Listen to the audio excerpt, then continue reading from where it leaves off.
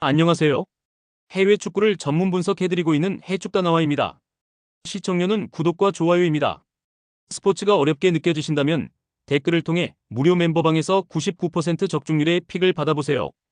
이 경기는 북마케도니아가 경기 초반부터 주도권을 쥘 가능성이 높다. 알리오스키가 측면에서 중앙으로 파고드는 인버티드 움직임은 리히텐슈타인의 수비 블록을 깨뜨릴 핵심 루트다. 트라이코브스키가 이를 연계해 마무리할 수 있고 바르디의 세트피스킥까지 더해지면 다양한 득점 시나리오가 열릴 수 있다. 반면 리히텐슈타인은 전술적 짜임새와 개인 기량 모두에서 밀려 3백이 파이널 서드에서 균열을 보일 가능성이 크다. 결국 흐름은 북마케도니아의 인사이드 패턴과 공격 디테일에 의해 완전히 기울 전망이다. 북마케도니아는 알리오스키의 침투와 트라이코브스키의 마무리, 바르디의 세트피스 옵션까지 공격 루트가 다채롭다. 리히텐슈타인은 3백으로 수비를 두텁게 가져가도 파이널 서드에서 공간 통제력이 떨어져 결국 북마케도니아의 압박을 견디기 어렵다.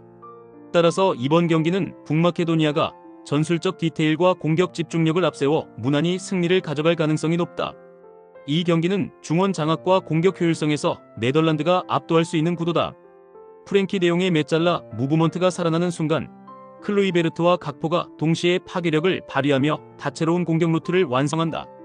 리투아니아는 수비 라인의 간격 유지와 압박 대응에서 취약한 모습을 반복해왔고 네덜란드의 빠른 전환을 막아내기 어려울 것이다.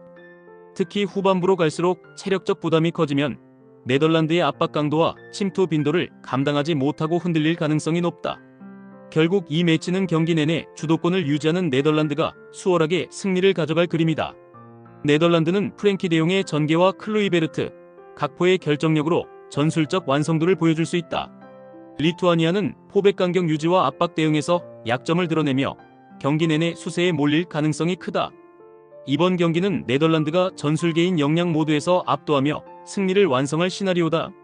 스페인은 미켈 메리노와 페드리의 플레이메이킹을 기반으로 점유율을 확보하고 측면 윌리엄스의 침투를 통해 위협적인 장면을 만들어낼 수 있다.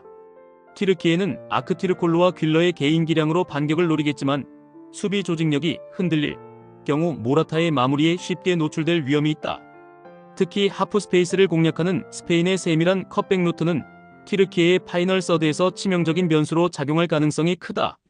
결국 중원과 측면에서 동시에 균형을 잡을 수 있는 쪽은 스페인이고 이는 경기 내내 우위를 만들어낼 무기가 된다. 그럼에도 불구하고 튀르키예가 홈의 기세로 초반부터 압박 강도를 높인다면 잠시 흐름을 흔들 수는 있다. 하지만 장기전으로 갈수록 세밀함과 체력 운용에서 스페인이 훨씬 더 유리하게 전개할 가능성이 크다. 튀르키예는 아크티르콜루와 퀼러를 앞세워 위협적인 장면을 만들겠지만 수비 라인의 허점이 발목을 잡을 수 있다. 스페인은 메리노와 페드리를 중심으로 측면 마이너스 중앙을 유기적으로 연결하며 윌리엄스와 모라타가 득점을 완성할 준비가 되어 있다. 결국 세밀함과 완성도에서 한 수 위인 스페인이 경기를 지배하며 승리를 확정지을 가능성이 높다. 이 경기는 전력과 개개인의 기량에서 뚜렷한 격차가 드러날 수밖에 없는 매치업이다.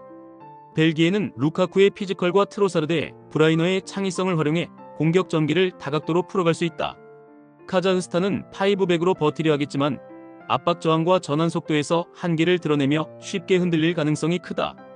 특히 세트피스 상황에서 벨기에의 정교한 킥은 곧바로 실점 위협으로 이어질 수 있다. 결국 경기 주도권은 벨기에가 쥐고 일방적인 흐름 속에서 꾸준히 득점을 이어갈 가능성이 높다. 벨기에는 홈에서 라인을 높게 유지하며 상대를 몰아칠 수 있다. 카자흐스탄은 수비에 치중하겠지만 압박 저항과 공간 커버에서 한계를 드러낼 수밖에 없다. 결국 벨기에가 전반부터 강하게 몰아붙이며 승부를 조기에 결정지을 가능성이 높다. 이 경기는 독일의 공격 전환 속도와 북아일랜드의 수비 기동력 부족이 맞붙는 구도다. 독일은 볼테마드와 그나브리를 활용해 하프 스페이스 침투를 반복하며 고레츠카가 중원에서 템포를 끌어올린다. 북아일랜드는 3백을 세워 밀집 수비를 시도하겠지만 측면 뒷공간과 중원 압박에서 버티기 어려운 구조다. 특히 독일은 어매치 최근 흐름에서 풀백까지 깊숙이 올라가며 다채로운 공격 패턴을 보여주고 있어 북아일랜드가 장시간 버티기는 힘들다. 결국 측면과 중앙 모두에서 우위를 점하는 독일이 경기 주도권을 잡고 꾸준히 득점 기회를 만들어낼 가능성이 높다. 독일은 최근 어매치에서 보여준 대담한 공격 전개와 측면 침투 패턴으로 북아일랜드를 흔들 가능성이 높다. 북아일랜드는 3백 수비를 바탕으로 버티려 하겠지만 순간적인 속도전과 공간 관리에서 약점을 드러낼 수밖에 없다. 결국 독일이 폭넓은 공격 루트와 선수 개인 능력으로 승리를 완성할 가능성이 크다. 이 경기는 양팀 모두 플래너가 막히면 대체 전술을 꺼내기 어려운 구조다. 폴란드는 박스 근처에서 골 결정력이 떨어지고 핀란드는 단조로운 전개로 공격 루트가 제한적이다. 결국 서로의 공격 패턴이 쉽게 읽히고 공방전은 허공을 맴돌 가능성이 높다. 양팀 모두 확실한 골게터 부재와 창의적 전술 부족으로 인해 득점 기대치는 낮게 형성될 수밖에 없다. 시간이 흐를수록 답답한 전개 속의 득점보다는 무득점 양상이 짙어지는 그림이다.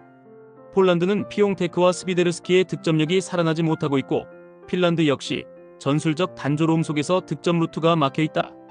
결국 두 팀 모두 답답한 전개만 반복하며 공격이 무뎌지고 전후반 90분이 허무하게 소모될 가능성이 크다. 따라서 이번 경기는 무승부 시나리오가 가장 유력하다.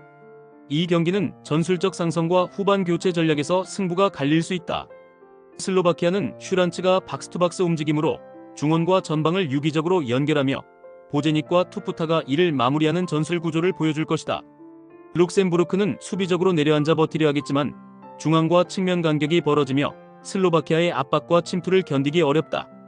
특히 후반부로 갈수록 슬로바키아 벤치의 교체 카드 활용이 돋보일 수밖에 없고 경기 템포 차이를 더욱 벌려낼 가능성이 높다. 그리고 경기 후반부 체력 저하가 겹치면 룩셈부르크 수비 라인은 흔들리고 슬로바키아가 결정적인 기회를 완성할 확률이 높아진다. 결국 전술적 디테일과 완성도에서 앞서는 슬로바키아가 승리를 가져갈 구도다. 룩셈부르크는 홈 2점을 살리려 하겠지만 구조적 약점과 전술적 한계가 명확하다. 슬로바키아는 슈란츠의 전개와 보제닉 투푸타의 마무리, 그리고 벤치 자원의 교체 카드 활용으로 경기 내내 우위를 이어갈 것이다. 이번 경기는 결국 슬로바키아가 전술 완성도와 운영 능력에서 차이를 보여주며 승리를 가져갈 가능성이 높다. 이상 오늘 해외 축구 경기 분석 모두 꼼꼼하게 해드렸습니다. 영상 시청에 감사드리며 혼자 분석하기 힘들다고 느껴지신다면 언제든 댓글을 통해 무료픽 멤버방을 찾아주시길 바랍니다.